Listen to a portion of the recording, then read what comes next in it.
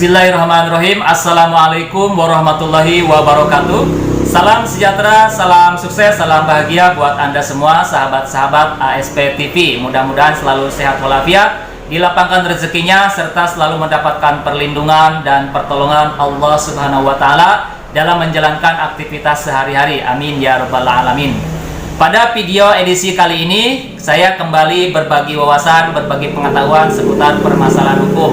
Berbagi pengetahuan ya, bukan mengajari ataupun juga menggurui. Dimana pada kesempatan kali ini saya akan berbicara tentang cara dan juga tahapan-tahapan penyelesaian perselisihan hubungan industrial, dimana tidak jarang terjadi perselisihan antara pihak karyawan dan pihak perusahaan atau pihak pengusaha. Oleh karena itu, seperti apa cara menyelesaikan perselisihan tersebut? Tahapan-tahapan penyelesaiannya seperti apa? Oleh karena itu, silakan simak video ini sampai dengan selesai.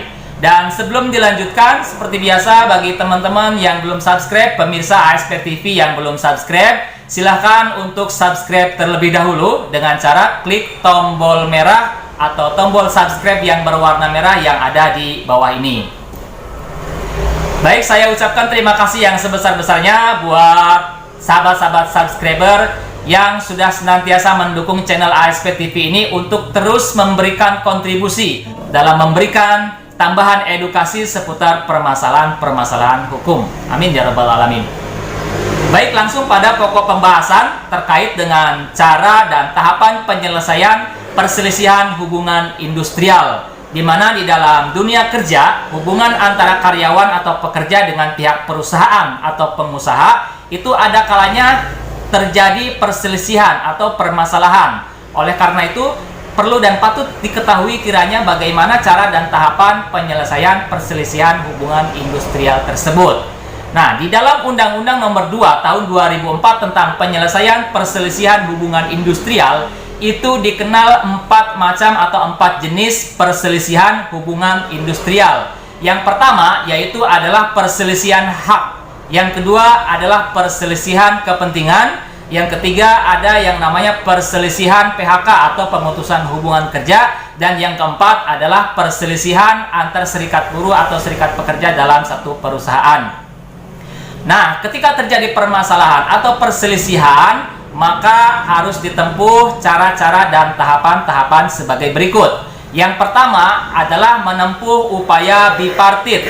Artinya, pihak yang berselisih antara karyawan atau pekerja dengan perusahaan harus terlebih dahulu mengedepankan atau menempuh upaya penyelesaian perselisihan secara bipartit yang mengedepankan musyawarah dan perundingan untuk menemukan suatu kesepakatan. Apabila dengan bipartit ini ditemukan atau menemukan suatu kesepakatan bersama, maka kesepakatan bersama tersebut harus dituangkan dalam bentuk perjanjian bersama secara tertulis. Dan perjanjian bersama tersebut harus didaftarkan ke Pengadilan Hubungan Industrial untuk mendapatkan akta perjanjian bersama. Dan perjanjian bersama yang sudah didaftarkan ke Pengadilan Hubungan Industrial itu sifatnya mengikat bagi pihak-pihak yang berselisih yang harus dilaksanakan dan ditaati.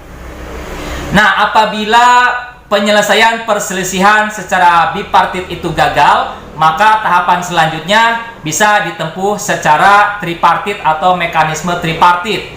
Mekanisme tripartit ini adalah 3 jenis atau ada 3 jenis atau ada 3 macam. Yang pertama melalui mekanisme mediasi, yang kedua melalui mekanisme konsiliasi, dan yang ketiga melalui lembaga arbitrase.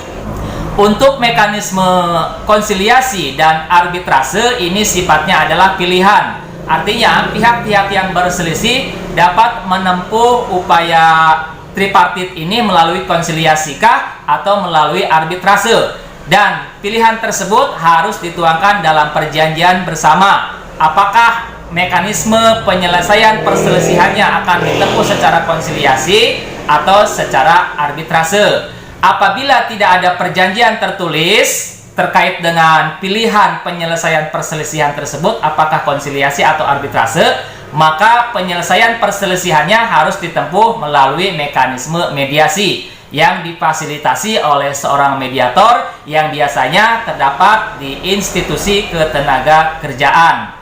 Nah, untuk mekanisme mediasi dan mekanisme konsiliasi, apabila perselisihan tersebut menemukan suatu kesepakatan, maka kesepakatan bersama tersebut juga harus dituangkan dalam bentuk perjanjian bersama secara tertulis. Dan perjanjian bersama tersebut juga harus didaftarkan ke Pengadilan Hubungan Industrial untuk mendapatkan akta perjanjian bersama. Dan perjanjian bersama tersebut yang sudah didaftarkan ke Pengadilan Hubungan Industrial sifatnya mengikat bagi para pihak yang berselisih yang harus dilaksanakan dan ditaati.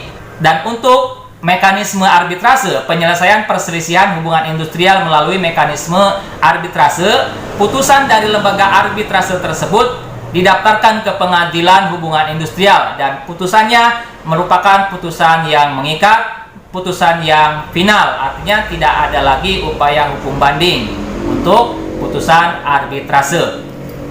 Untuk mekanisme mediasi dan konsiliasi, apabila gagal, maka upaya hukum selanjutnya dapat ditempuh dengan cara mengajukan gugatan perselisihan hubungan industrial ke Pengadilan Hubungan Industrial, di mana Pengadilan Hubungan Industrial ini berada di tiap-tiap provinsi yang berada pada lembaga pengadilan negeri yang ada di ibu kota di tiap-tiap provinsi. Dan untuk putusan Pengadilan Hubungan Industrial ini, pihak yang tidak terima terhadap putusan tersebut atau tidak puas dengan putusan Pengadilan Hubungan Industrial tersebut, tidak ada upaya hukum banding, akan tetapi ada satu upaya hukum terakhir, yaitu kasasi. Jadi upaya hukum selanjutnya dan yang terakhir itu langsung kasasi ke Mahkamah Agung. Dan untuk putusan arbitrase tadi yang sudah didaftarkan ke Pengadilan Hubungan Industrial, bagi pihak yang menolak atau merasa tidak puas, dapat mengajukan permohonan pembatalan putusan arbitrase ke Mahkamah Agung, atau ini disebutnya dengan peninjauan kembali ya. Jadi untuk putusan arbitrase upaya hukumnya hanya satu dan terakhir, yaitu peninjauan kembali atau permohonan pembatalan putusan arbitrase ke Mahkamah Agung. Nah, berapa lama sih prosesnya penyelesaian perselisihan hubungan industrial itu? Nah, di dalam Undang-Undang Nomor 2 Tahun 2004 itu sendiri, penyelesaian perselisihan hubungan industrial itu prosesnya sekitar 140 hari.